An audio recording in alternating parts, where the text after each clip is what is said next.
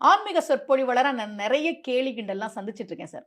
ஏன்னா நம்ம நாட்டுல வந்து புரட்சியாளர்னா கடவுள் இல்லைன்னு சொன்னா நீங்க ஆமா, புரட்சியாளர். ஆமா. கடவுள் இருக்கிறாருன்னு சொன்னா, நம்ம தேவாரம் பேசினா நம்மள வந்து கேலி தான் பண்ணுவாங்க. ஊர்த்துவ தாண்டவம் பத்தி ரொம்ப அசிங்கமான ஒரு கதையை எல்லாருமே சொல்றாங்க சார்.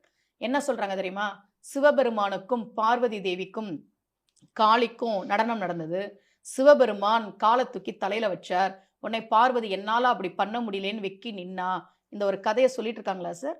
இந்த சம்பவம் நடந்தது திருவாலங்காடு வட ஆரணீஸ்வரர் கோயில்ல. அந்த கோயில்லயே இப்படிதான் சார் கதை சொல்றாங்க. சிவபெருமான் அப்படி பண்ணுவாரா?